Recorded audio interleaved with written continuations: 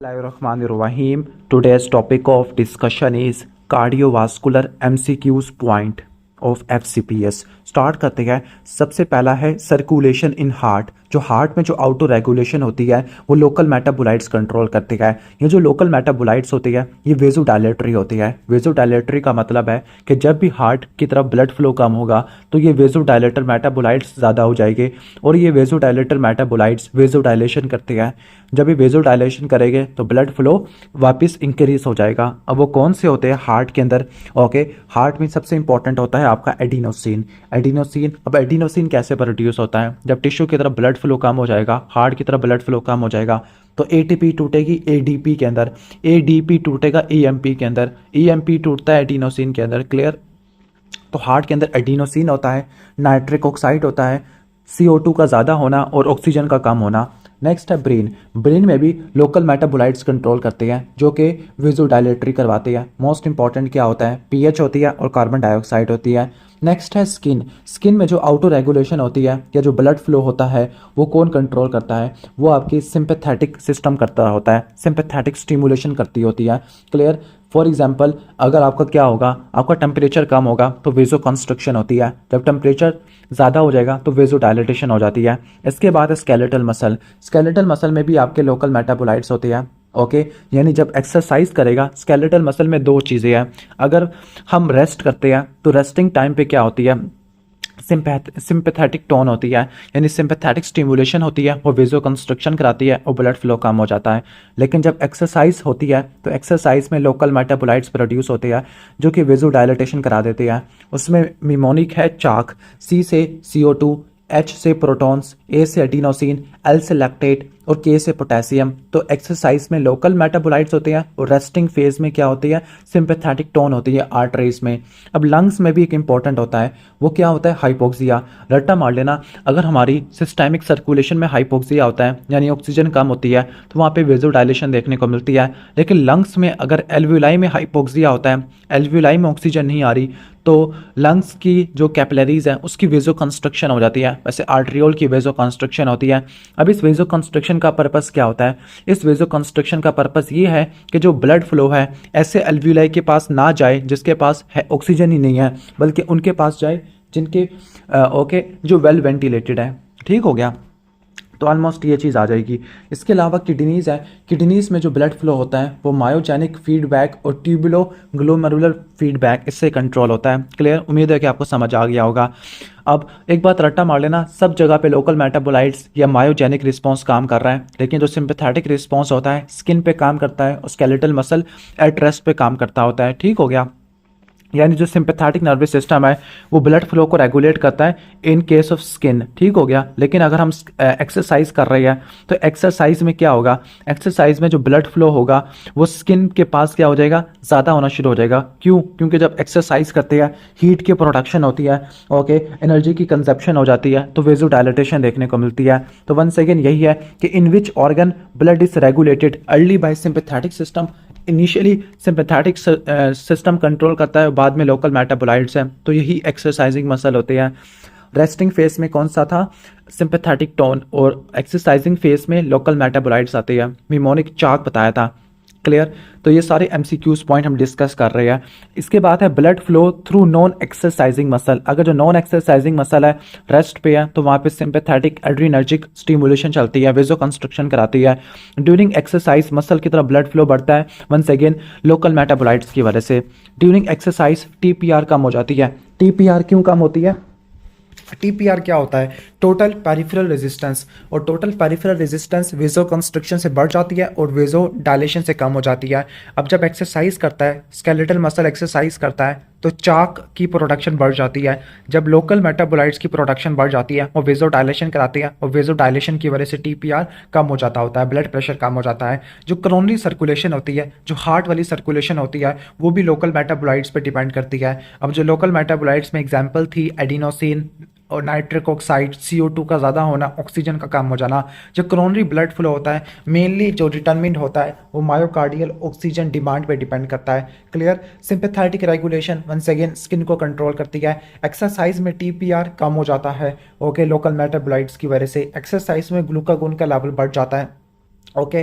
क्यों? क्योंकि एक्सरसाइज में क्या होता है, ग्लूकोज का लेवल कम हो जाता है। जब ग्लूकोज का लेवल कम हो जाएगा तो ग्लूकागोन, ग्रोथ हार्मोन, एपिनेफ्रिन, ये सारे हार्मोन जो ब्लड ग्लूकोज को बढ़ाते हैं ये भी बढ़ जाते हैं। ड्यूरिंग एक्सरसाइज किडनी की तरफ ब्लड फ्लो कम हो जाता है। ठीक हो गया। किडनी और सप्लाइटिंग सर्कुलेशन दोनों की तरफ ब्लड फ्लो कम हो जाता होता है। क्यों? क्योंकि सिंपैथेटिक वेसोकंस्ट्रिक्शन चलती है और वो नॉन एक्सरसाइजिंग स्केलेटल मसल और जो दूसरे हमारे ऑर्गन्स होते हैं किडनी और सप्लाइटिंग सर्कुलेशन, इसकी तरफ ब्लड फ्लो को कम कर देती है। एक फीमेल पेशेंट है जिसको क्रॉनिक हाइपरटेंशन था, उसको एस इनहिबिटर दी गई है। ओके। जिसकी वजह से ब्लड प्रेशर तो कंट्रोल हो गया लेकिन अब उसको डिजीनेस वगैरह आ रही है। ओके। अब डिजीनेस क्यों हो रही है? क्योंकि जो एस इनहिबिटर होती है प्री लोड आफ्टर लोड दोनों को कम करती है। जब आफ्टर लोड को कम कर देती है तो क्या होता है, ब्लड प्रेशर कम हो जाता है। जब ब्लड प्रेशर कम हो जाता है तो उसकी वजह से क्या होती है, ब्रेन की तरफ ब्लड फ्लो कम हो जाता है और ब्रेन की तरफ ब्लड फ्लो कम होता है तो फिर डिजीनेस हो जाती है। क्लियर।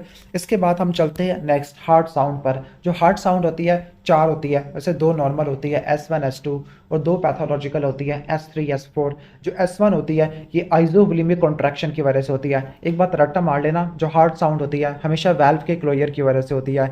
जो S1 साउंड होती है ये जब होती है जब आपके एट्रियोवेंट्रिकुलर वाल्व, ओके, यानी आपके ट्राइकस्पिड और बाइकस्पिड वाल्व, माइट्रल वाल्व और ट्राइकस्पिड वाल्व ये बंद हो जाते हैं। क्लियर। ठीक हो गया। इनके क्लोजर की वजह से होती है। और जो S2 साउंड है, मतलब जो S1 साउंड है ये कब आती है, आइजोवोल्यूमिक कॉन्ट्रैक्शन में, यानी ये सिस्टली के इनिशियल फेज में आपको देखने को मिलती है। जो S2 होती है ये डायस्टली में देखने को मिलती है, aortic और पल्मोनरी वाल्व के क्लोजर की वजह से देखने को मिलती है। क्लियर। और ये आइजोवोल्यूमिक रिलैक्सेशन की वजह से देखने को मिलती होती है। अब यहाँ पर देखते हैं S1 और S2 में क्या फ़र्क होता है। एक बात रट्टा मारना, जो S1 है उसका ड्यूरेशन बड़ा होता है लेकिन S1 की फ्रीक्वेंसी कम होती है। ओके। यानी S1 की फ्रीक्वेंसी और इंटेंसिटी दोनों कम होती है लेकिन इसकी ड्यूरेशन बड़ा होता है S1 का। S2 पे आ जाते हैं। S2 का टोटली ऑपोजिट है। S2 की फ्रीक्वेंसी और S2 की इंटेंसिटी दोनों ज़्यादा होती है लेकिन S2 थोड़ी छोटी होती है S1 की निस्बत। ठीक हो गया। और S2 में आपको एक मैकेनिज्म देखने को मिलता है, वो है स्प्लिटिंग। ठीक हो गया। अब नॉर्मली होता है क्या है, नॉर्मली जब हम इंस्पायरेशन करते हैं, इंस्पायरेशन में क्या होता है, right side of the heart इसकी तरफ ब्लड फ्लो बढ़ जाता है। जब राइट साइड की तरफ ब्लड फ्लो बढ़ जाता है तो जो राइट साइड पे वाल्व है वह पल्मोनरी वाल्व है। यानी जब इंस्पायरेशन करते हैं राइट साइड पे ब्लड फ्लो बढ़ता है, लेफ्ट साइड पे ब्लड फ्लो कम हो जाता है। क्लियर। ये क्यों होता है? क्योंकि नेगेटिव इंट्राथोरेसिक प्रेशर होता है। जब ये सारा मैकेनिज्म होता है तो फिर क्या होगा, फिर उसकी वजह से क्या होगा, जो राइट साइड में ब्लड फ्लो ज़्यादा आएगा तो जो पल्मोनरी वाल्व है राइट साइड पे वो थोड़ा सा देर से जाके बंद हो जाएगा, जिसकी वजह से क्या होगा, A2 P2 सुनाई देगी। मतलब पहले अयोर्टिक वाल्व बंद हो जाएगा फिर उसके बाद पल्मोनरी वाल्व बंद हो जाएगा। और चूंकि ये दोनों वाल्व एक टाइम पे बंद नहीं हुए तो इसके दरमियान में यानी जो S2 साउंड है ये आपको दो मरतबा सुनाई देना शुरू कर देगी। इसको बोलते हैं स्प्लिटिंग ऑफ S2। तो जो नॉर्मल स्प्लिटिंग होती है वो इंस्पायरेशन में देखने को मिलती है, A2 P2 आती है, मतलब A2 पहले P2 बाद में। S3 को हम गैलोप रिदम या वेंट्रिकुलर गैलोप कहते हैं। गैलोप बोलते हैं घोड़े की जो जब घोड़ा भागता रहता है, ओके, तो उसको गैलोप कहते होते हैं। जो S3 साउंड होती है ये आपको अर्ली डायस्टली में देखने को मिलती है, रैपिड वेंट्रिकुलर फीलिंग की वजह से देखने को मिलती है, रैपिड वेंट्रिकुलर फीलिंग की वजह से देखने को मिलती है। और ये किस कंडीशन में देखने को मिलती है, जब हार्ट फेल हो जाता है, like heart failure, mitral regurgitation. Okay. और बच्चों में ये नॉर्मल होती है, अडल्ट्स में भी नॉर्मल, लेकिन अडल्ट्स में हो तो कोई ना कोई डिजीज होता है। जो S4 होती है, ओके, S4 लेट डायस्टली में होती है। और लेट डायस्टली में क्या होता है, एट्रियल की, मतलब लेट डायस्टली में क्या होता है, एट्रियल की कॉन्ट्रैक्शन आती है, JVP में ए वेव देखने को मिलती है। इसको हम एट्रियल गैलोप भी कहते हैं। और ये कब आती है, जब वेंट्रिकल की वाल स्टिफ हुई बड़ी होती है, वेंट्रिकल हाइपरट्रॉफी हुई हुई है। ठीक हो गया, सिस्टमिक हाइपरटेंशन की वजह से। क्लियर।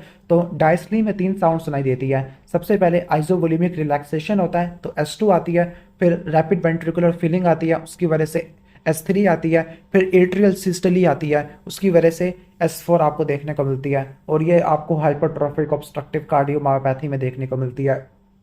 क्लियर। अब हम इनके MCQs पॉइंट को डिस्कस कर लेते हैं। S1 और S2 में क्या फ़र्क होता है। S1 का ड्यूरेशन ज़्यादा होता है लेकिन S1 की फ्रीक्वेंसी और इंटेंसिटी कम होती है। S2 का ड्यूरेशन कम होता है लेकिन फ्रीक्वेंसी और इंटेंसिटी दोनों ज़्यादा देखने को मिलती है। रिगार्डिंग S1 तो उसका ड्यूरेशन लंबा होता है, S2 की फ्रीक्वेंसी इंटेंसिटी ज़्यादा होती है लेकिन ड्यूरेशन कम होता है। ओके। अगर फर्स्ट हार्ट साउंड वेरिएबल है, वेरिएबल फर्स्ट हार्ट साउंड का मतलब एक किस कंडीशन में देखने को मिलती है, या आपको एट्रियल फिब्रिलेशन में देखने को मिलती है। एट्रियल फिब्रिलेशन में रट्टा मारना कि जो फर्स्ट हार्ट साउंड है वो वेरिएबल होती है और जेवीपी में ए वेव ही नहीं आती। असल में होता क्या है, एट्रियल फिब्रिलेशन के अंदर एट्रिया के अंदर एक्टोपिक फोकाई होते हैं, जिसकी वजह से एट्रिया की इरेगुलर कॉन्ट्रैक्शन देखने को मिलती है। ओके, ठीक हो गया। मतलब एट्रिया कॉन्ट्रैक्ट किया जा रहा है, मतलब एट्रिया डीपोलराइज हो जा रहा है, इरेगुलर कॉन्ट्रैक्शन हो रही है, जिसकी वजह से आपको वेरिएबल S1 देखने को मिलती है। ओके, ठीक हो गया। इसके बाद है स्प्लिटिंग ऑफ S2, ये इन्हांस होती है बाय डिलेड पल्मोनरी क्लोजर। अब कैसे, इंस्पायरेशन पे क्या होता है, नेगेटिव इंट्राथोरैसिक प्रेशर होता है, नेगेटिव इंट्राथोरैसिक प्रेशर होता है, तो वो क्या करेगा, ओके, वो वेन्स के ब्लड को सक कर लेगा, यानी जो superior vena cava inferior vena cava इसके ब्लड को सक कर लेगा टुवर्ड्स द हार्ट, जिसकी वजह से क्या होगा, वीनस रिटर्न बढ़ जाएगा। जब वीनस रिटर्न बढ़ जाएगा तो उसकी वजह से क्या होगा, राइट वेंट्रिकल को ज़्यादा काम करना पड़ेगा, तो जो पल्मोनरी वाल्व है वो थोड़ा सा टाइम लगाएगा बंद होने में। ओके, ठीक हो गया। तो आपको A2 P2 आपको देखने को मिलती है, ठीक हो गया।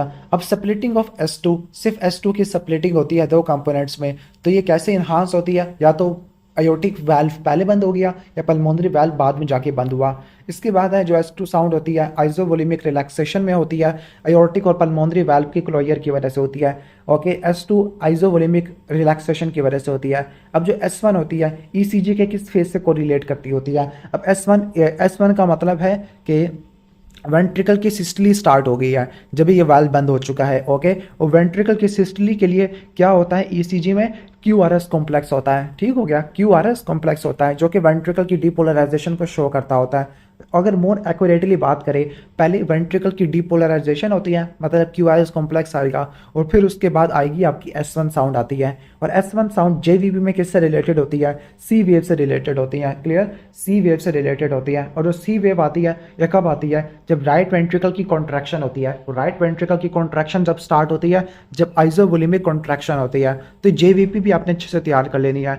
लाइक JVP में जो A वेव होती है वो एट्रियल सिस्टली की वजह से होती है, जो C वेव होती है वो आइसोवोल्यूमिक कॉन्ट्रैक्शन की वजह से देखने को मिलती है। ओके, ठीक हो गया।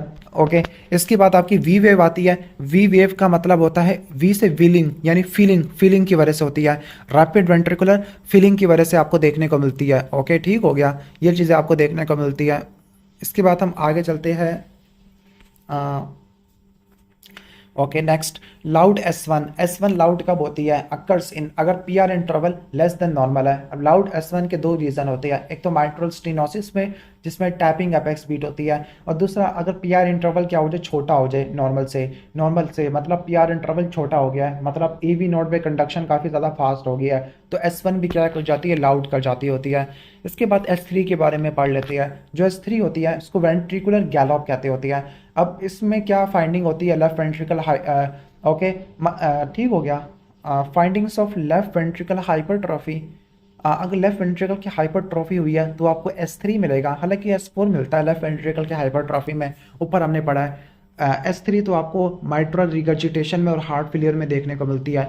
S3 हमेशा अडल्ट में एबनॉर्मल होती है, बच्चों में फिजियोलॉजिकल होती है। S3 हाइपरवोलेमिया की वजह से, हार्ट फेलियर की वजह से, माइट्रल रिगर्जिटेशन की वजह से होती है। S3 रैपिड वेंट्रिकुलर फीलिंग की वजह से होती है, अर्ली डायस्टली की वजह से होती है।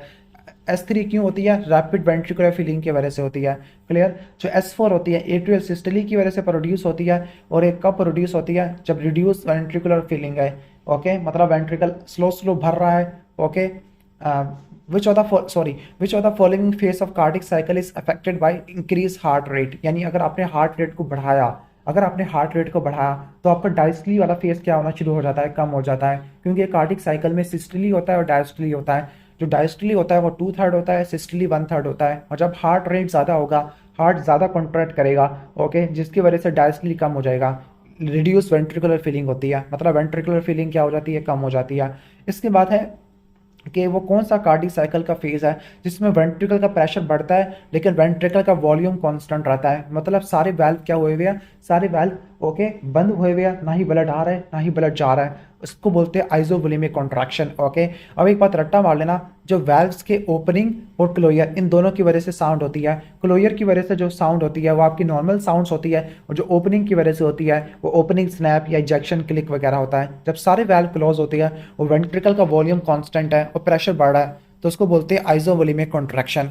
अब हम कार्डिक साइकिल के सारे फेजेस को देख लेते हैं। सबसे पहले क्या होता है, एट्रियल सिस्टली आ गया, यानी एट्रिया ने कॉन्ट्रैक्ट किया, एट्रिया ने किक लगाई है, और एट्रिया ने जब किक लगाई है इसका मतलब क्या हुआ, जो 20% ब्लड फ्लो था वो भी वेंट्रिकल में आ गया। रट्टा मार लेना कि जो डायस्टली में क्या होता है, डायस्टली में वेंट्रिकल की फीलिंग होती है, 20% फीलिंग एट्रिया कॉन्ट्रैक्शन की वजह से होती है, और जो 80% होती है वो रैपिड वेंट्रिकुलर फीलिंग होती है ग्रेविटी की वजह से। तो ईसीजी पे कैसे पता लगेगा कि एट्रियल सिस्टली है, it is preceded by P wave. Okay ठीक हो गया, it is preceded by P wave, यानी पहले पी वेव आएगी, पी वेव के बाद एट्रियल सिस्टली देखने को मिलेगा। और एट्रियल सिस्टली जेवीबी पे कैसे नजर आता है, ए वेव से नजर आता है। और जब वेंट्रिकल की हाइपरट्रॉफी होगी तो एट्रिया को ज़्यादा जोर लगाना पड़ेगा वेंट्रिकल को फिल करने के लिए, तो जो एट्रियल किक होती है उसकी वजह से S4 सुनाई देती है। इसके बाद आइसोवोल्यूमिक कॉन्ट्रैक्शन है।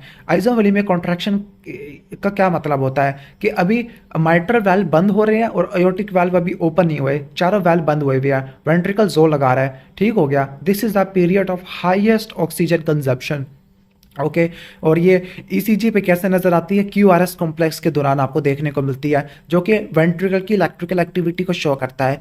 जब वेंट्रिकल का प्रेशर एट्रियल प्रेशर से क्या होता है, ओके ग्रेटर होता है, जब वेंट्रिकल का प्रेशर एट्रियल प्रेशर से क्या होता है, ज़्यादा होता है, तो एवी तो क्या होता है, तो एवी वाल्व बंद हो जाता है। यानी जब वेंट्रिकल का प्रेशर एट्रिया से ज़्यादा हो जाता है, नॉर्मली 0 पे होता है, तो फिर आपका कौन सा वाल्व बंद हो जाएगा, माइट्रल वाल्व बंद हो जाएगा, S1 आपको सुनाई देती होती है। क्लियर, ठीक हो गया। अगर माइट्रल वाल्व पहले बंद हो जाए तो S1 भी स्प्लिट हो सकता होता है।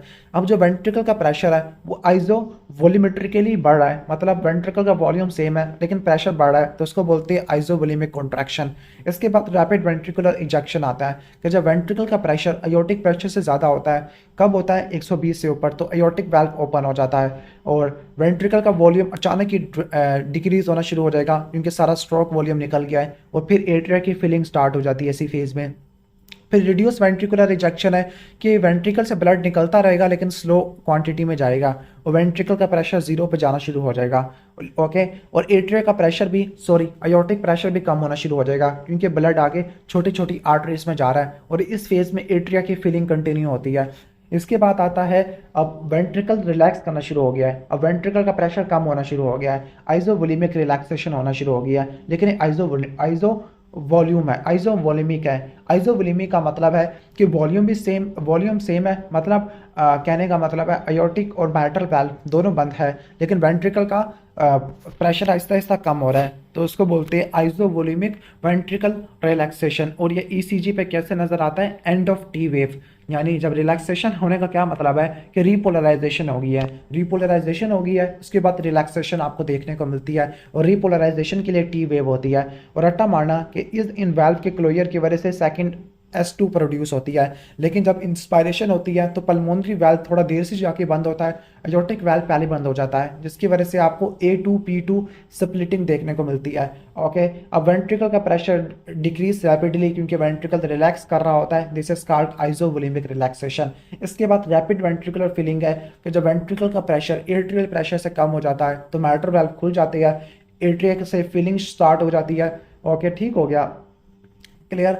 और aortic pressure continue to decrease, okay कहते हैं अयोर्टिक प्रेशर कम होना शुरू हो जाता है, ओके क्योंकि ब्लड अब स्मॉलर में जा रहा होता है। Highest aortic pressure in this phase, इसमें क्या हाईएस्ट होता है, वैसे सुना नहीं मैंने कभी। ओके इसके बाद rapid flow of blood, okay rapid flow of blood from atria. अब ऐसा क्या होता है, इसमें रैपिड वेंट्रिकुलर फिलिंग है, अगर क्या हो हार्ट फेलियर हो, हाइपरवोलेमिया हो, माइट्रल रिगर्जिटेशन हो तो रैपिड वेंट्रिकुलर फिलिंग होती है। जब रैपिड वेंट्रिकुलर फिलिंग होगी तो इसी फेज में S3 प्रोड्यूस होती है, क्लियर। और इसके बाद रिड्यूस वेंट्रिकुलर फिलिंग है, जो रिड्यूस वेंट्रिकुलर फिलिंग है लॉन्गेस्ट फेज होता है, इसमें वेंट्रिकल की फिलिंग आहिस्ता आहिस्ता कंटिन्यू होती है और ये हार्ट रेट पर डिपेंड होता है। फॉर एग्जाम्पल अगर हार्ट रेट बढ़ेगा तो जो वेंट्रिकल की जो रीफिलिंग है उसके लिए टाइम कम हो जाएगा, जब वेंट्रिकल की फिलिंग नहीं हो पाएगी प्री लोड कम होगा एंड डायस्टोलिक वॉल्यूम कम होगा, स्ट्रोक वॉल्यूम भी क्या हो जाएगा, कम हो जाएगा। ओके ये सारे कार्डिक साइकिल एक्सप्लेन कर दिया। इसके बाद which of the following event occurs just before the opening of aortic valve.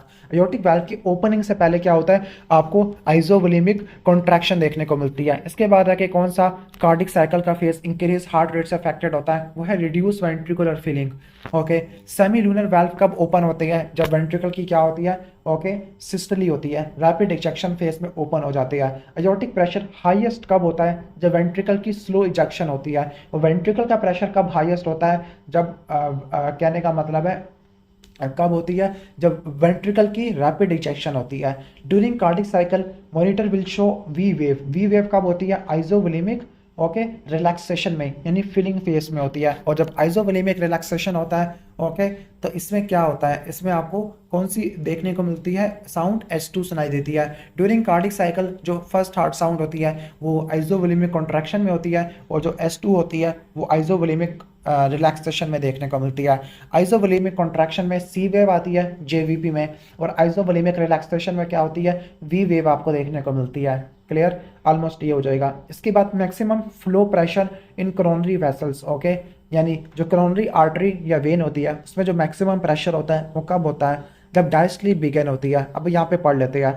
अब अयोर्टिक प्रेशर मैक्सिमम कब होता है? आपको बताया था जब स्लो इजेक्शन फेज होती है या रिड्यूस इजेक्शन फेज होती है। और अयोर्टिक प्रेशर लोवेस्ट कब होता है? आइसोवोलेमिक कॉन्ट्रैक्शन से। आइसोवोलेमिक कॉन्ट्रैक्शन में मिनिमम होता है, और मैक्सिमम कब होता है? जब वेंट्रिकल ने अपना सारा ब्लड अयोर्टा में डाल चुका होता है। वेंट्रिकल की मैक्सिमम फिलिंग कब होती है? वेंट्रिकल की जो फिलिंग होती है वो रैपिड वेंट्रिकुलर फिलिंग में होती है ओके। और वेंट्रिकल का मैक्सिमम प्रेशर कब होता है? रैपिड इजेक्शन फेज में। जो प्री लोड होता है वो एंड डायस्टोलिक वॉल्यूम पे डिपेंड करता है। And diastolic volume heart rate पे डिपेंड करता है, और जो हार्ट रेट होता है किस फेज को अफेक्ट करता है? रिड्यूस वेंट्रिकुलर फिलिंग वाले को। मैक्सिमम अयोर्टिक प्रेशर आपको स्लो इजेक्शन फेज में देखने को मिलता है ओके।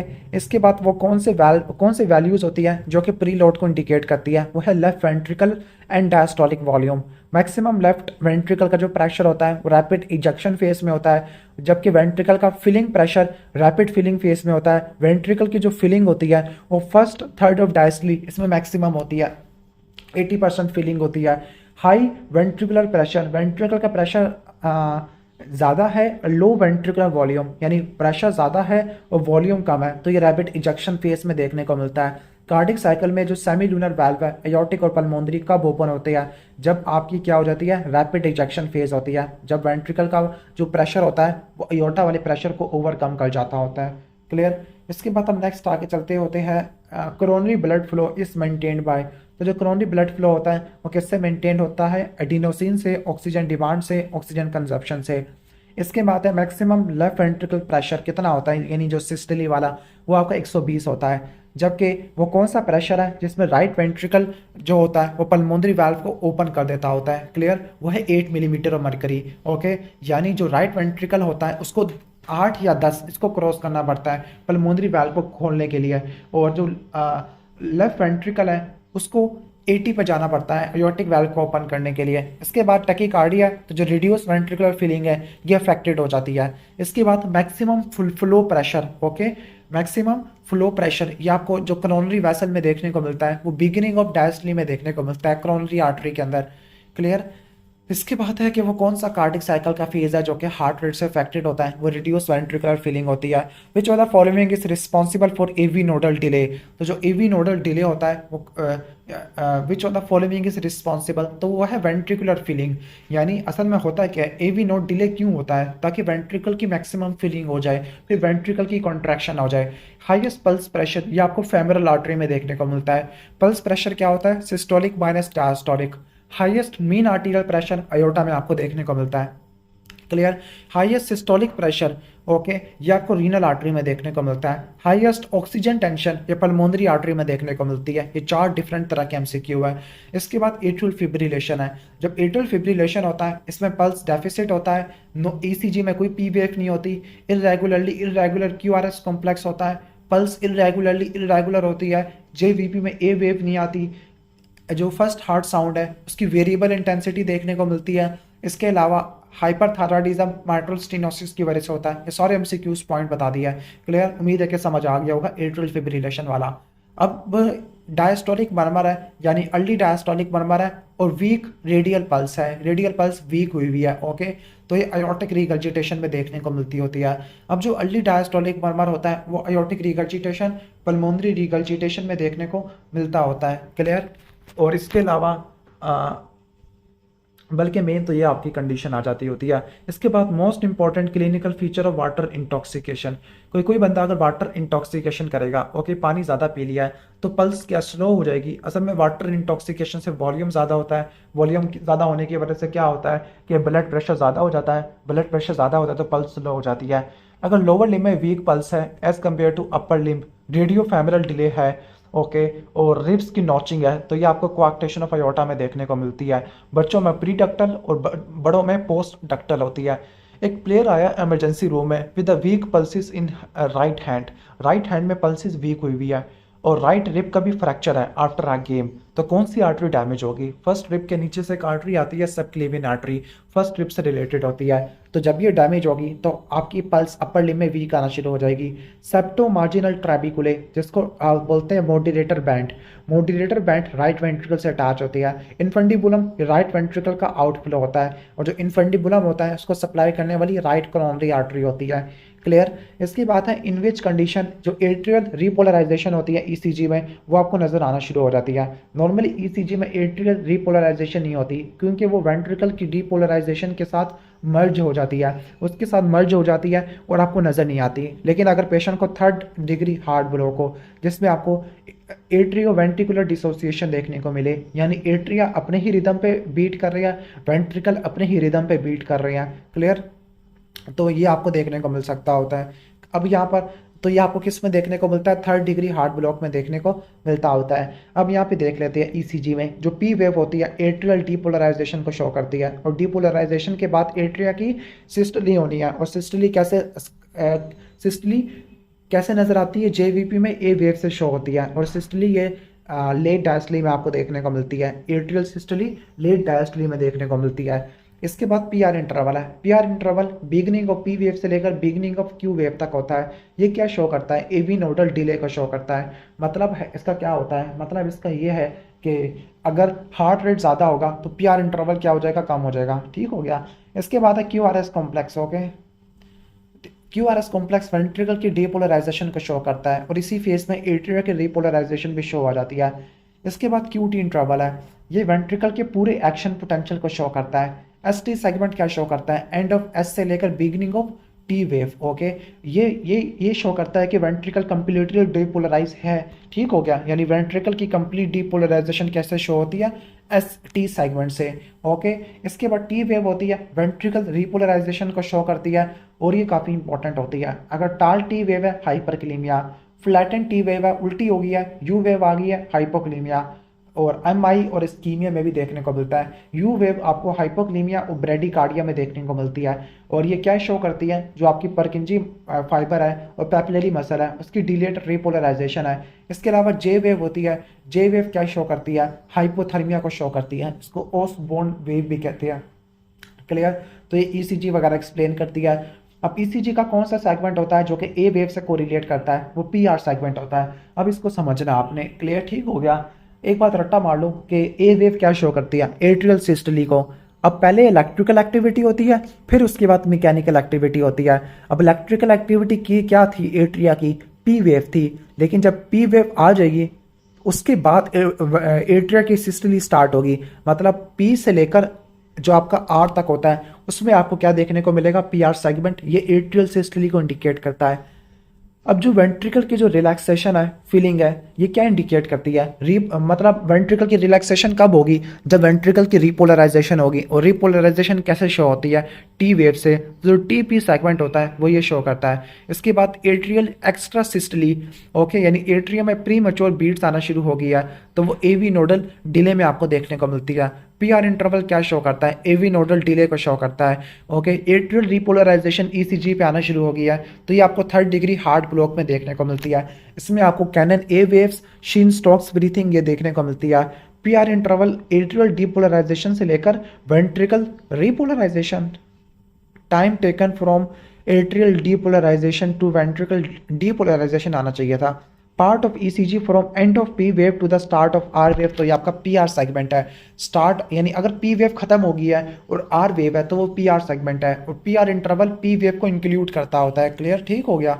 उम्मीद है कि आपको समझ आ गया होगा।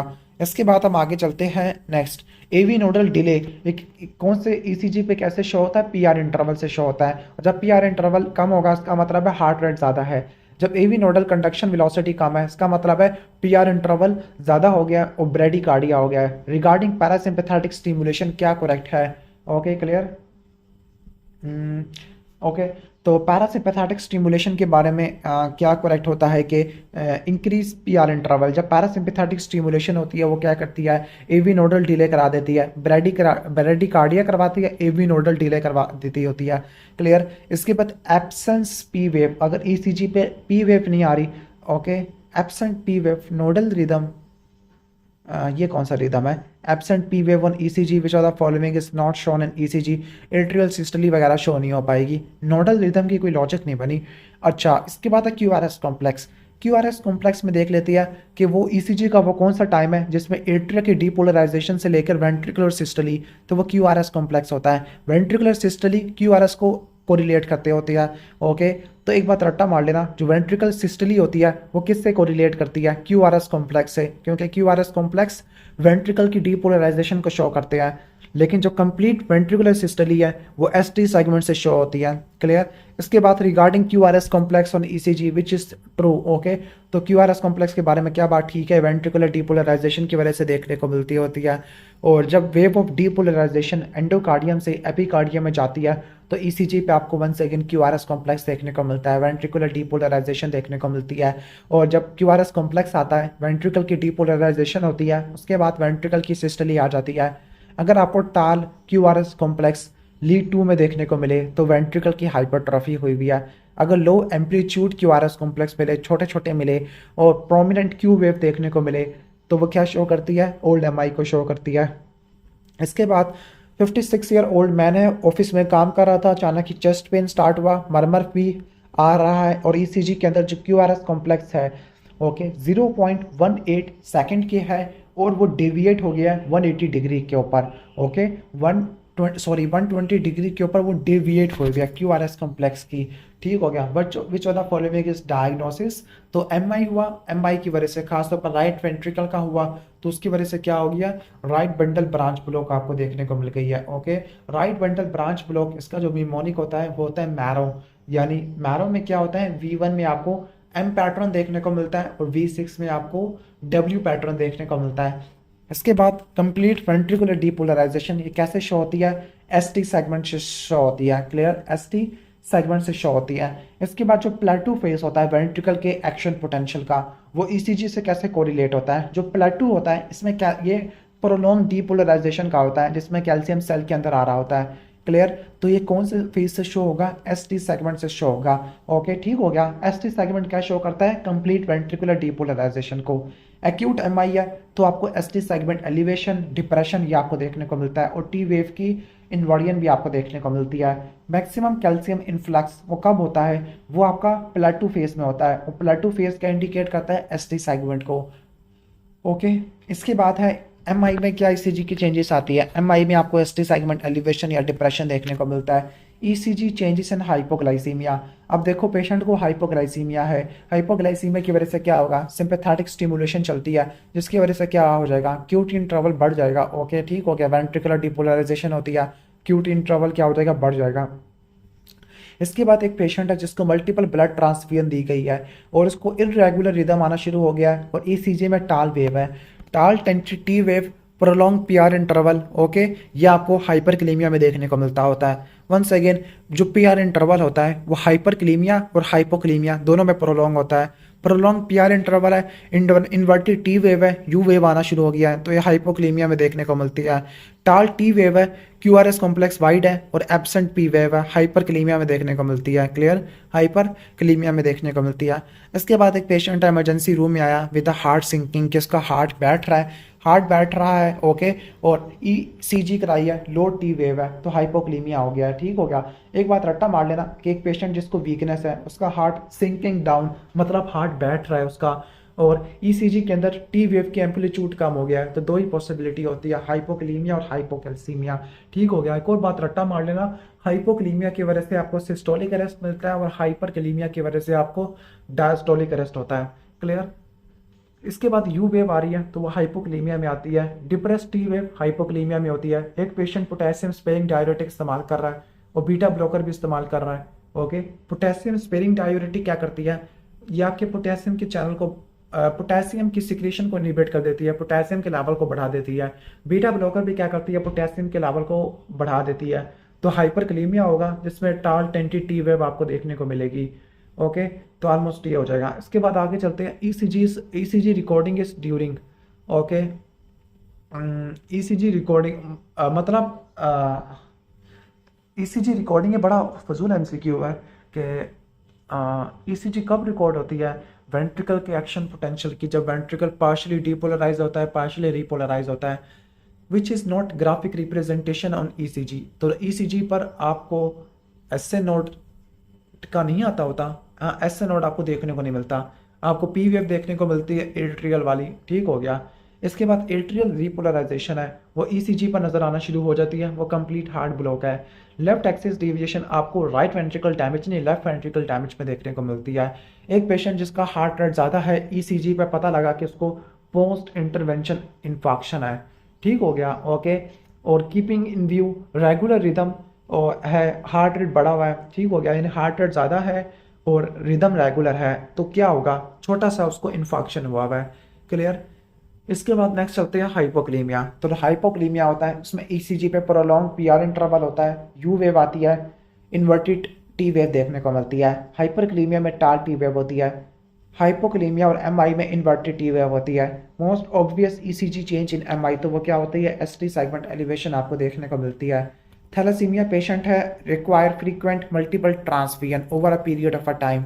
ओके, यानी थैलेसीमिया वाला पेशेंट है जिसको बार बार ट्रांसफ्यूजन लग रही है, तो उस पेशेंट को क्या डेवलप हो जाएगा, उसको हीमोसिड्रोसिस हो जाएगा। एक बात रट्टा मारना, अगर मैसिव ट्रांसफ्यूजन होती है, अगर बहुत सारी ट्रांसफ्यूजन दे दी है तो हाइपोकैल्सीमिया हो जाएगा।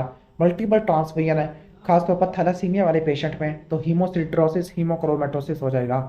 और मल्टीपल ट्रांसफ्यूजन दी है एक ही टाइम पर तो हाइपरकलीमिया हो जाएगा। एक पेशेंट जिसको मल्टीपल ट्रांसफ्यूजन दी गई है और टाल टी वेव है तो हाइपरकलीमिया होता है। रिपीटेड ट्रांसफ्यूजन की वजह से हीमोक्रोमेटोसिस सिड्रोसिस हो जाएगा।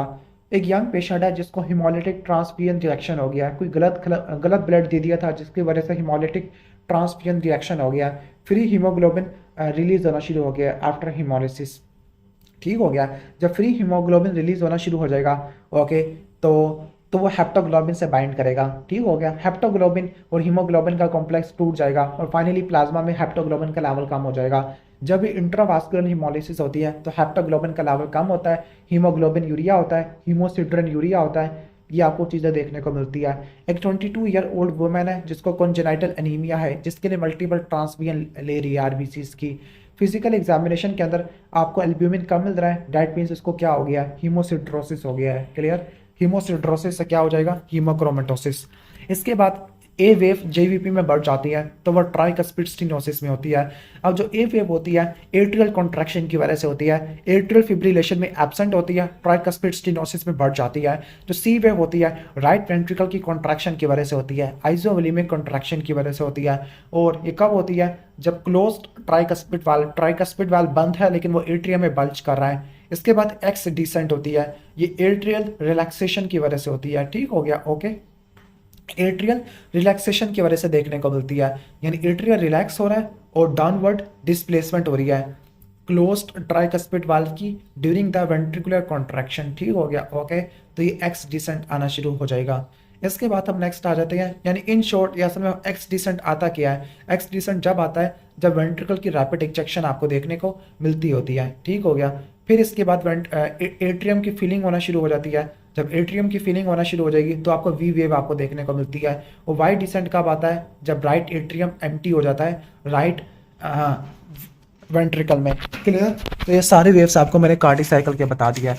ओके, आपको दोबारा बता देता हूँ इसके दोबारा कि जो ए वेव होती है वो एट्रियल कॉन्ट्रैक्शन की वजह से देखने को मिलती है, एट्रियल फिब्रिलेशन में एब्सेंट होती है। और ए वेव कब आती है, ओके, आइसोवोल्यूमिक कॉन्ट्रैक्शन वाली ए वेव कब आती है, जब एट्रिया की सिस्टली आती है। इसके बाद सी वेव आती है आइसोवोल्यूमिक कॉन्ट्रैक्शन की वजह से।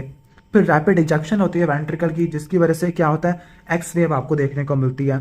ओके, फिर उसके बाद क्या होती है, आइसोवोलेमिक रिलैक्सेशन होती है। जब आइसोवोलेमिक रिलैक्सेशन होती है, फीलिंग होती है, ओके, जिसकी वजह से आपको क्या देखने को मिलता होता है, आपको हम कह सकते हैं कि क्या देखने को मिलता है, आपको वी वेव देखने को मिलती है। और फिर राइट एट्रियम एम्प्टी होता है, रैपिड वेंट्रिकुलर फिलिंग की वजह से वाइट डिसेंट देखने को मिलता है। अब जो ए वेव होती है एट्रियल फिब्रिलेशन और माइट्रल स्टेनोसिस में एब्सेंट होती है। Giant A wave tricuspid stenosis में होती है। Cannon A wave third degree heart block में देखने को मिलती है। जाइंट वी वेव या सी वी वेव मर्ज हो जाती है ट्राइकस्पिड रिगर्जिटेशन के अंदर। एक्स डिसेंट ट्राइकस्पिड रिगर्जिटेशन में एब्सेंट हो जाता है। वाई डिसेंट ये वैसे एक्स डिसेंट एब्सेंट होता है बल्कि कार्डिक टेम्पोराइड में आता होता है। अच्छा, वाई डिसेंट प्रोमिनेंट होता है कंस्ट्रक्टिव पेरिकार्डाइटिस में, लेकिन कार्डिक टेम्पोराइड में एब्सेंट होता है। क्लियर। अगर जाइंट ए वेव आ रही है तो वो ट्राइकस्पिड स्टेनोसिस में आती है, ओके, और राइट वेंट्रिकल की हाइपरट्रॉफी भी है तो ट्राइकस्पिड स्टेनोसिस आ जाएगा। जो डाइक्रोटिक नॉच होती है जेवीपी में, तो वो क्यों होती है? Closure of aortic valve, okay. जब अयोर्टिक वाल्व की क्या होती है? क्लोजर होती है, तो उसकी वजह से आपको क्या मिलता है? डाइक्रोटिक नॉच होती है। और डाइक्रोटिक नॉच लाइक ये आपको अयोर्टिक पल्स में देखने को मिलती है। ठीक हो गया। जब अयोर्टिक वाल्व बंद होता है, जब अयोर्टिक वाल्व बंद होता है तो आइसोवोलेमिक रिलैक्सेशन आपको देखने को मिलती होती है। क्लियर। इसके बाद हम आगे चलते होते हैं। लार्ज ए वेव ट्राइकस्पिड स्टेनोसिस में होती है। सी वेव क्या शो करती है? क्लोजर ऑफ ट्राइकस्पिड वाल्व और उसकी बल्जिंग होती है जब आइसोवोलेमिक कॉन्ट्रैक्शन होती है। विच जेवीपी वेव माइट्रल स्टेनोसिस में एब्सेंट होती है, तो वह ए वेव होती है क्योंकि माइट्रल स्टेनोसिस की वजह से एट्रियल फिब्रिलेशन होती है। सी वेव होती है राइट वेंट्रिकल की कॉन्ट्रैक्शन के अंदर, ओके, वही आइसोवोलेमिक कॉन्ट्रैक्शन के अंदर। जो वी वेव होती है वो आइसोवोलेमिक रिलैक्सेशन में होती है। जो वाई होती है वो रैपिड वेंट्रिकुलर फिलिंग में होती है। ड्यूरिंग इंस्पायरेशन जेवीपी ड्रॉप हो जाता है due to increase venous return, लेकिन अगर जेवीपी इंस्पायरेशन पे बढ़ जाता है उसको बोलते हैं कुस्मोल साइन, और ये कॉन्स्ट्रक्टिव पेरिकार्डाइटिस में देखने को मिलता है। Okay, increase JVP is due to increase in resistance, या फिर आप कह सकते हो कि हमारा हार्ट फेल हो गया है। इसके बाद चलते हैं ईसीजी पे। P wave is replaced by irregular waves. QRS भी इररेगुलर आना शुरू हो गया। रिदम इररेगुलरली रेगुलर है तो एट्रियल फिब्रिलेशन है। सारे रिदम पढ़ लेते हैं। एट्रियल फिब्रिलेशन में ईसीजी पे क्या मिलता है? कोई पी वेव नहीं होती, इररेगुलरली इररेगुलर क्यूआरएस कॉम्प्लेक्स होती है। ओके, एट्रियल फ्लटर में क्या होता है? Back to back sawtooth P wave देखने को मिलती है। ओके, ट्रीटमेंट क्या है? Catheter ablation. वेंट्रिकुलर फिब्रिलेशन में क्या होता है? इरेटिक रिदम होता है, कोई पार्टिकुलर रिदम नहीं होता, और इसका ट्रीटमेंट क्या है? डिफिब्रिलेशन और CPR. First degree heart block में क्या होता है? पीआर इंटरवल बढ़ जाता है 200 मिलीसेकंड से ज़्यादा का। सेकंड के अंदर क्या होता है? सेकंड में कुछ बीट्स मिस हो जाती है क्योंकि कुछ इंपल्स एट्रिया की वेंट्रिकल तक पहुंच नहीं पाती होती ड्यू टू एवी ब्लॉक। अभी दो तरह का होता है second degree heart block, Mobitz type 1, Mobitz type 2। Mobitz type 1 को वेन की बैक फिनोमिना कहते हैं। मूबिट्स टाइप 1 में क्या होता है? Progressive prolongation of PR interval, यहाँ तक एक बीट मिस हो जाती है। जबकि मूबिट्स टाइप 2 में क्या होता है? पीआर इंटरवल ओके एक जैसे ही रहता है लेकिन बीट मिक्स हो जाती है, और मूबिट्स टाइप 2 ये खतरनाक होता है। थर्ड के अंदर क्या होता है? एवी नोड से कोई भी कंडक्शन नहीं हो पा रही। एट्रिया अपने रिदम पे बीट कर रहे हैं, वेंट्रिकल अपने रिदम पे बीट कर रहे होते हैं, लेकिन पी वेव और क्यूआरएस कॉम्प्लेक्स इसका कोई रिलेशनशिप नहीं होता, और एट्रिया का जो रेट होता है वेंट्रिकल से ज़्यादा देखने को मिलता है। और थर्ड डिग्री हार्ट ब्लॉक में आपको कैनन ए वेव देखने को मिलती है। क्यों होती है? ओके, तो कैनन ए वेव क्यों होती है? जब वेंट्रिकल का रेट स्लो हो जाता है तो वेंट्रिकल को ज़्यादा फोर्स लगानी पड़ती है, okay, to maintain cardiac output. ठीक हो गया। यानी जब हार्ट रेट कम है तो उसको स्ट्रोक वॉल्यूम बढ़ाना होता है कंपनसेटरी, ताकि वो कार्डिक आउटपुट को मेंटेन कर सके। ज़्यादा कम स्ट्रोक वॉल्यूम की वजह से क्या होगा? लार्ज वॉल्यूम पल्स आती है जिसकी वजह से नेक में आपको पल्सेशन विजिबल हो जाती है। इसके बाद वुल्फ पार्किंसन वाइट सिंड्रोम है, most common type of ventricular pre excitation syndrome है। इसमें क्या होता है? नॉर्मली एट्रिया और वेंट्रिकल इसको जोड़ने वाला क्या होता है? एक छोटी सी बस होती है, सॉरी छोटे सा रोड होता है जिसको एवी नोड कहते हैं। मतलब एट्रिया और वेंट्रिकल इनको जोड़ने वाला एवी नोड होता है जो स्लो काम करता है। लेकिन वुल्फ पार्किंसन वाइट सिंड्रोम में एक एसेसरी पाथवे होता है जिसको बेंडल ऑफ कैंट कहते हैं। ये एवी नोड को बाईपास कर जाता है जिसकी वजह से एट्रिया की इंपल्स वेंट्रिकल के पास फौरन पहुंच जाएगी, जिसकी वजह से वेंट्रिकल की फीलिंग नहीं हो पाएगी और वेंट्रिकल बहुत जल्दी कॉन्ट्रैक्ट कर जाएगा। और ईसीजी के अंदर आपको डेल्टा वेव देखने को मिलती है। वाइडेंट क्यूआरएस कॉम्प्लेक्स है और पीआर इंटरवल छोटा हो जाएगा। क्यों? क्योंकि आपने एवी नोडल डिले आपने बाईपास कर लिया है और इंपल्स बहुत जल्दी वेंट्रिकल तक पहुंच रही है। इसके बाद अगर बाईफेसिकुलर ब्लॉक है, ओके, बाईफेसिकुलर ब्लॉक है तो बाईफेसिकुलर ब्लॉक में दो चीज़ें आ जाती है, राइट बंडल ब्रांच ब्लॉक और left bundle hemi block. Okay, तो ये मैनिफेस्ट करता है एक्सिस डेविएशन के साथ। फॉर एग्जांपल के LAD left anterior descending artery बंद हो गई है, तो इस केस में आपको ये देखने को मिलता है। ट्राईफेसिकुलर ब्लॉक में क्या होता है, फर्स्ट डिग्री हार्ट ब्लॉक भी आ जाएगा। यानी बाईफेसिकुलर में क्या होता है, right bundle branch block, left bundle branch block. अगर मैं साथ में फर्स्ट डिग्री भी अटैच कर दूं तो वो ट्राईफेसिकुलर ब्लॉक बन जाएगा। क्लियर। अब हम आ जाते हैं एट्रियल फिब्रिलेशन। एट्रियल फिब्रिलेशन इसकी वजह से क्या होता है, ब्लड की आपको क्या देखने को मिलती है, स्टेसिस, टर्बुलेंस देखने को मिलती है, जिसकी वजह से एम्बोलाइजेशन देखने को मिलती है, थ्रोम्बोएम्बोलिज्म देखने को मिलता है। एक पेशेंट है जिसको माइट्रल स्टेनोसिस है, माइट्रल स्टेनोसिस की वजह से एट्रियल फिब्रिलेशन होती है। एट्रियल फिब्रिलेशन की वजह से क्या होता है, इरेगुलर आरआर इंटरवल, ओके, और पी वेव नहीं होती। एक प्रेग्नेंट फीमेल है जिसको माइट्रल स्टेनोसिस और एट्रियल फिब्रिलेशन भी है, तो थ्रोम्बोइम्बोलिज्म को प्रिवेंट करने के लिए आपने हैपरिन देनी है। वारफरिन प्रेगनेंसी में कॉन्ट्राइंडिकेटेड होती है, लेकिन रट्टा मार लेना, फर्स्ट ट्राइमेस्टर में हैपरिन देते हैं, सेकंड ट्राइमेस्टर में आप क्या देते हैं, ओके, वारफरिन देते हैं, थर्ड ट्राइमेस्टर में दोबारा हैपरिन पे शिफ्ट हो जाते हैं। विच of the following finding ECG, जो कि एट्रियल फिब्रिलेशन में होती है, कोई पी वेव नहीं होती, इरेगुलर आरआर इंटरवल होता है। एक पेशेंट जिसको माइट्रल स्टेनोसिस है, पाल्पिटेशन भी है, एट्रियल फिब्रिलेशन भी है, सेम चीज़ आ गई है। और एट्रियल फिब्रिलेशन थायरोटॉक्सिकोसिस में, इस्कीमिक हार्ट डिजीज में, माइट्रल स्टेनोसिस में, थायरोटॉक्सिकोसिस में देखने को मिलती होती है। ठीक हो गया। और इसके लिए ड्रग और चॉइस क्या है, इसमें आपने क्या करना है, सबसे पहले आपने रेट को कंट्रोल करना है कि जो एट्रिया का रेट है वो वेंट्रिकल में शिफ्ट ना हो जाए, तो आपने beta blocker, calcium channel blocker, digoxin वगैरह इस्तेमाल करनी होती है। इसके बाद है एट्रियल फ्लटर। एट्रियल फ्लटर में क्या होता है, जो पल्स होती है वो रेगुलरली इरेगुलर होती है, मतलब जो इरेगुलर चीज़ है वो रेगुलर इंटरवल के साथ आ रही है, और इसमें 60 टूथ पी वेव देखने को मिलती है। ओके, ठीक हो गया। ओके, रेगुलरली इरेगुलर होती है, 60 टूथ पी वेव होती है, लाइक तीन पी वेव आई है, फिर एक क्यूआरएस कॉम्प्लेक्स आया, तो ये एट्रियल फ्लटर में देखने को मिलता है। ट्रीटमेंट क्या है, कैथीटर एब्लेशन। इसके बाद अगर ईसीजी है, प्रोलॉन्ग पीआर इंटरवल है लेकिन कोई बीट मिस नहीं हो रही, तो ये फर्स्ट डिग्री हार्ट ब्लॉक होता है जिसमें एट्रोपिन इस्तेमाल करनी है। अगर ईसीजी में progressive prolongation of PR interval है, यहाँ तक एक बीट मिस हो जाती है, तो ये क्या होता है, ये सेकंड डिग्री हार्ट ब्लॉक होता है। ओके, जिसको हम मूबिट्स टाइप 1 कहते होते हैं, वन की बैक फिनोमिना। और अगर आपको यानी पीआर इंटरवल प्रोलॉन्ग नहीं हो रहा लेकिन बीट क्या हो रही है, मिस हो रही है, तो ये क्या होता है, मूबिट्स टाइप 2 होता है, जो ज़्यादा डेंजरस होता है। इसके बाद अगर 3:1 पैटर्न देखने को मिल रहा है, ओके, यानी 3 पी वेव आ रही है, फिर एक क्यूआरएस कॉम्प्लेक्स आ रहा है, ओके, और ये यूनिफॉर्म है, कोई बीट मिस नहीं हो रही, तो वो मूबिट्स टाइप 2 वगैरह 3:1 का रिदम आ जाएगा। इन वेंट्रिकल ईसीजी, ओके, ठीक हो गया। अगर वेंट्रिकल का रेट स्लो है एट्रिया से, तो ये आपको थर्ड डिग्री हार्ट ब्लॉक में देखने को मिलता है। इसने लिखा हुआ सेकंड, हालांकि थर्ड होता है। In type 2 heart block, second degree heart block, atria का rate is greater than ventricle, ये तो थर्ड डिग्री हार्ट ब्लॉक में आपको ऐसे देखने को मिलता है। आफ्टर एट्रियल रिपोलराइजेशन इन ईसीजी, तो ये थर्ड डिग्री हार्ट ब्लॉक में आपको देखने को मिलती होती है, ओके, यानी एवी डिसोसिएशन में देखने को मिलती है।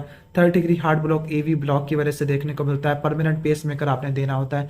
एक पेशेंट है जिसको प्रोलॉन्ग पीआर इंटरवल है। प्रोलॉन्ग पीआर इंटरवल का मतलब है फर्स्ट डिग्री हार्ट ब्लॉक है, लेफ्ट एक्सिस की डेविएशन भी है, लेफ्ट एक्सिस डेविएशन है, कोई लेफ्ट बंडल ब्रांच ब्लॉक भी है, और नो लेफ्ट वेंट्रिकल हाइपरट्रॉफी। ठीक है, तो आपने ट्राईफेसिकुलर ब्लॉक में जाना है। ट्राईफेसिकुलर में क्या होगा, right bundle branch block, left bundle branch block, और पीआर इंटरवल बढ़ जाएगा। Second degree heart block result in, second degree heart block की बार बार चीज़ें आ रही है, atrial rate is more than ventricular rate. हालांकि पहले तो ये कुछ और कहते थे कि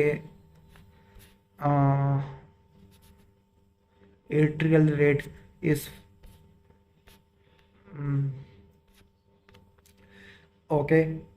बाकी कह रही है कि also there is more P wave as compare to QRS complex, ये आपको थर्ड डिग्री में भी देखने को मिलता है। ठीक हो गया। Okay, heart block to differentiate between this, मतलब इन दोनों को डिफरेंशिएट कैसे करना होता है, तो अगर पी आर इंटरवल वेरिएबल हो, वेरिएबल पी आर इंटरवल हो, तो वो थर्ड डिग्री होता है, अगर कॉन्स्टेंट है तो सेकंड डिग्री होता है। बाकी शायद दोनों में देखने को मिल सकती है। एक फीमेल है जिसको एक्सरसाइज में टैकीकार्डिया होता है, स्ट्रेस में टैकीकार्डिया होता है, जो कि रेस्ट लेने से ठीक हो जाता है। एक्सरसाइज की वजह से टैकीकार्डिया होता है, तो ये नॉर्मल साइनस रिदम होता है, मतलब साइनस टैकीकार्डिया होता है। एक पेशेंट जिसको एसवीटी है, ओके, सुप्रावेंट्रिकुलर टैकीकार्डिया है, तो ड्रग और चॉइस एडिनोसिन है, लेकिन उससे ठीक नहीं हो रहा, तो कैल्शियम चैनल ब्लॉकर वेरापेमिल इस्तेमाल करना होता है। एक पेशेंट है जिसको इस्कीमिक हार्ट डिजीज की हिस्ट्री है, पाल्पिटेशन है, डिस्निया है, हार्ट की सिंकिंग है, QRS कॉम्प्लेक्स एबनॉर्मल आना शुरू हो गया और जो रेट है वो बढ़ गया काफ़ी ज़्यादा। ओके, तो मतलब MI के बाद आपको वेंट्रिकुलर टैकीकार्डिया देखने को मिल रहा है, तो क्या ट्रीटमेंट होगा? लाइडोकेन होगा, पोस्ट MI इरिथमिया के लिए इस्तेमाल करते होते हैं। ओके, और टैकी इरिथमिया को ब्लॉक करने के लिए in case of wool Parkinson white syndrome तो आपने ड्रोपेरिडोल इस्तेमाल करनी है, ड्रोपेरिडोल। इसके बाद लेफ्ट एक्सिस डेविएशन है, राइट वेंट्रिकल डैमेज में होती है, हालांकि हमने लेफ्ट वेंट्रिकल में पढ़ा था। Absent P wave nodal rhythm, वैसे एब्सेंट पी वेव ए फिब में होती है। री एंट्री सर्किट, अगर री एंट्री सर्किट होता है तो ये आपको पैरोक्सिस्मल सुप्रावेंट्रिकुलर टैकीकार्डिया में देखने को मिलता होता है। ठीक हो गया। ओके, ऐसे सुप्रावेंट्रिकुलर एरिथमिया में होता है, लेकिन बेस्ट आंसर क्या है? पैरोक्सिस्मल नोडल टैकीकार्डिया के इम्पल्स आगे भी जा रही है और पीछे भी जा रही है।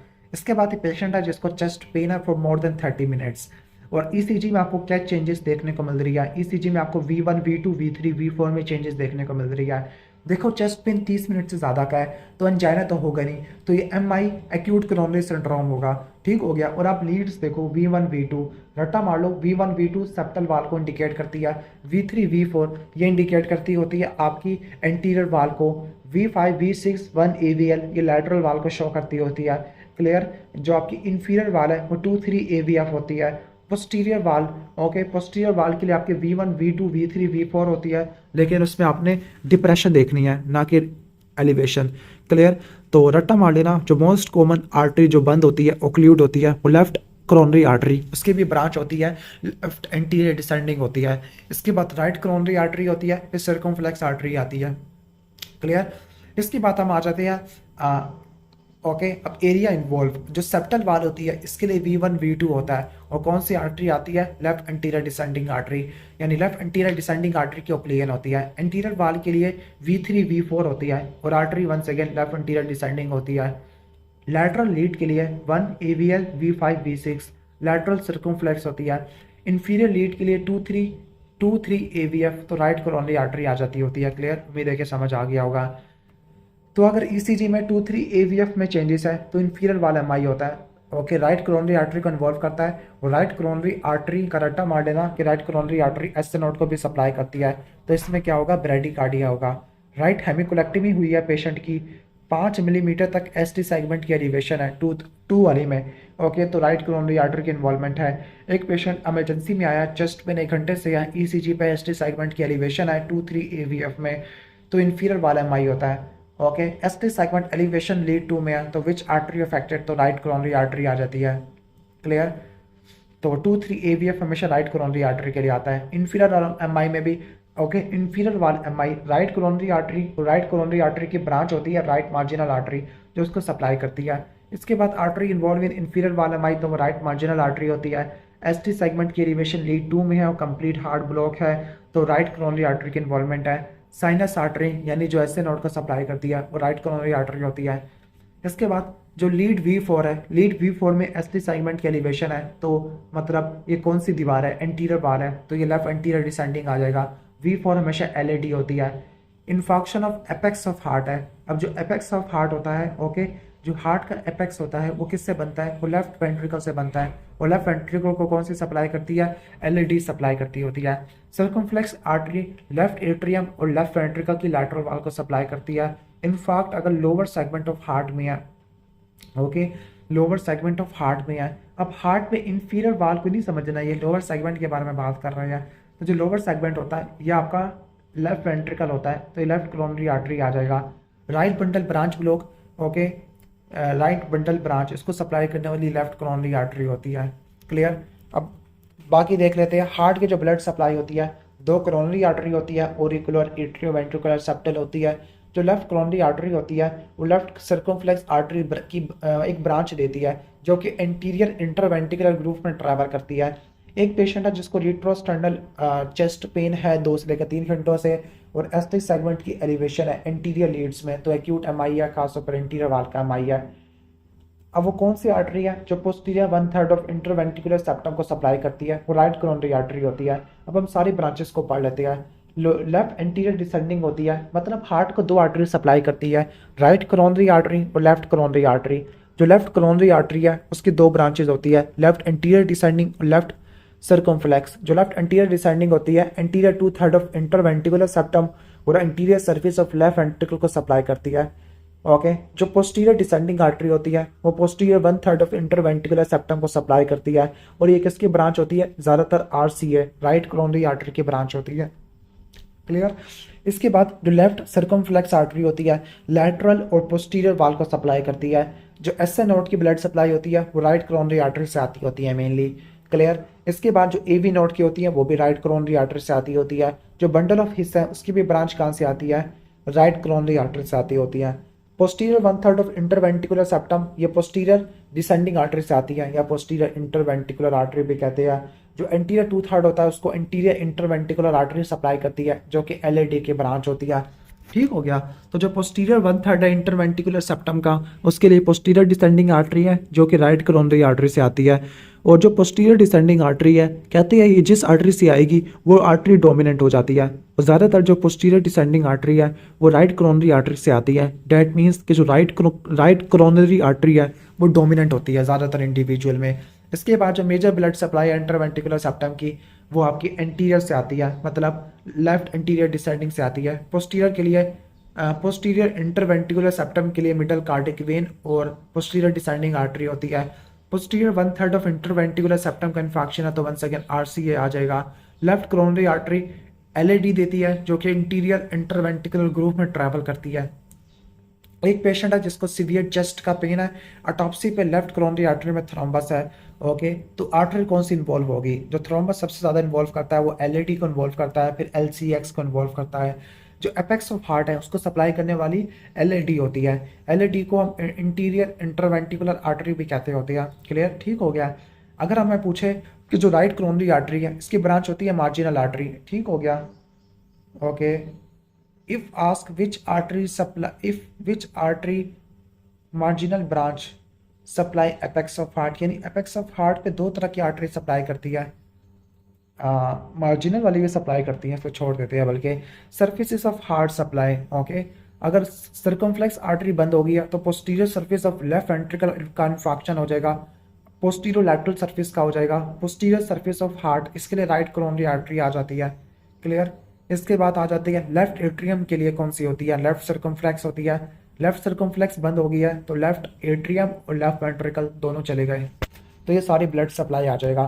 SN नोट और AV नोट और बंडल ऑफ हिस। ओके, तो SN नोट और AV नोट, SN नोट के लिए राइट कोरोनरी आर्टरी होती है, AV नोट के लिए राइट कोरोनरी आर्टरी होती है।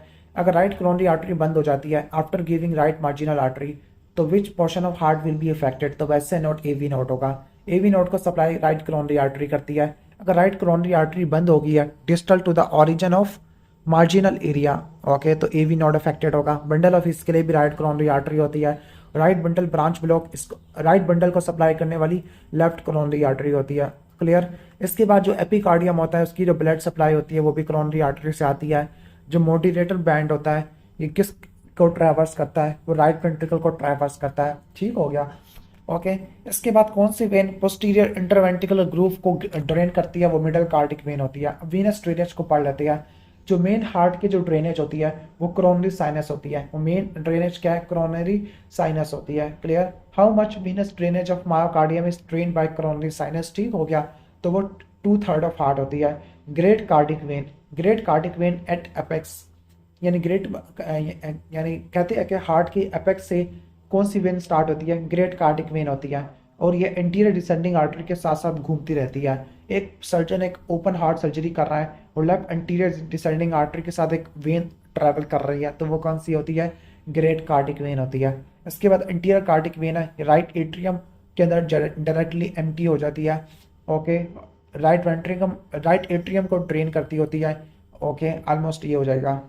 इसके बाद हम आ जाते हैं middle cardiac when, posterior interventricular group में ट्रैवल करती होती है, और ये पोस्टीरियर डिसेंडिंग आर्टरी के साथ घूमती फिरती रहती है। इसके बाद कोरोनरी ब्लड फ्लो के बारे में बात कर लेते हैं कि जो कोरोनरी ब्लड फ्लो है ये डिक्रीज होता है विद इंक्रीज हार्ट रेट। जब हार्ट रेट ज़्यादा होगा तो डायस्टली कम हो जाएगा, और हार्ट में जो हार्ट की तरफ जो ब्लड फ्लो होता है वो असल में डायस्टली फेज में आता होता है।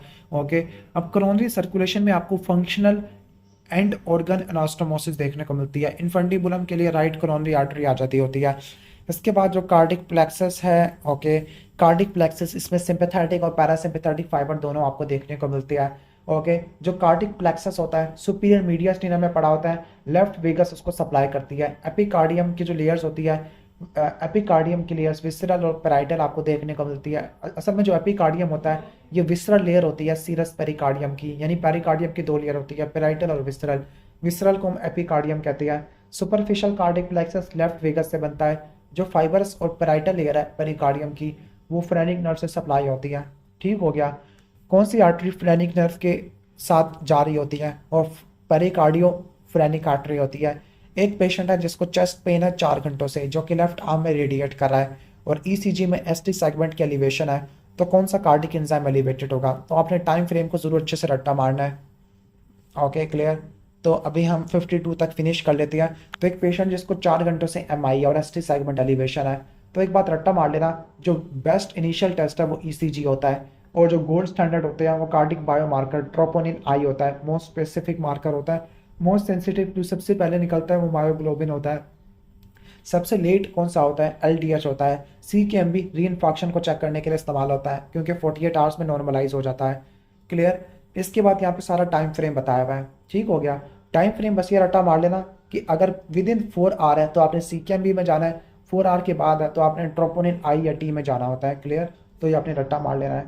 एक पेशेंट जिसको एम आई था उसको दोबारा एम आई आ गया है तो री इन्फॉक्शन के लिए सी के एम बी के लेवल कराने होते हैं। ओके। 4 आवर्स में सबसे पहले आपका मायोग्लोबिन रेज्ड होता है, वैसे पहले 2 से लेकर 4 घंटों में मायोग्लोबिन रेज्ड होता है। क्लियर। और ईसीजी में एसटी सेगमेंट एलिवेशन है, ट्रोपोनिन आई रेज्ड होगा for monitoring of ischemic heart disease with end stage renal disease. Best marker क्या होगा? मतलब पेशेंट को सी के डी है, यूरीमिया है, यूरीमिया की वजह से एम आई हो जाएगा तो ट्रोपोनिन आई का लेवल कराना होता है। सबसे इंपॉर्टेंट आपका ट्रोपोनिन आई होता है। जबकि हार्ट फेलियर में कौन सा बायो मार्कर होता है? वो बी एन पी होता है। ओके। एक पेशेंट है जिसको इमरजेंसी में आया है, एमआई वगैरह होना शुरू हो गया, ईसीजी में सी के का लेवल ज़्यादा है, सी के रेज्ड है लेकिन सी के एम भी नॉर्मल है। सी के एम भी तो हार्ट का है लेकिन केरेटिन काइनेस स्केलेटल मसल का है, तो मस्कुलो स्केलेटल पेन हो सकता है। एक पेशेंट जिसको विद द हिस्ट्री ऑफ लुम्बैगो, लुम्बैगो क्या है पता नहीं क्या चीज़ है, और रिब्स में टेंडरनेस होना शुरू हो गया, तो ये कोस्टोकॉन्ड्राइटिस होता है, टीट्स सिंड्रोम होता है। नेक्स्ट एक पेशेंट है जिसको रिट्रोस्टर्नल क्रशिंग पेन है। Okay, for 2 to 3 hour ST segment की एलिवेशन है, कार्डिक एंजाइम अभी नॉर्मल है। ओके। लेकिन एसटी सेगमेंट की एलिवेशन है तो अभी एक्यूट एमआई है, मतलब अभी एंजाइम एलिवेट होना शुरू नहीं हुए। तो ऑलमोस्ट ये हमारा फिनिश हो गया एमआई वाला टॉपिक। इसके बाद हम मरमर शर्मर और बाकी सब चीज़ें फिनिश कर लेंगे इस चैप्टर की।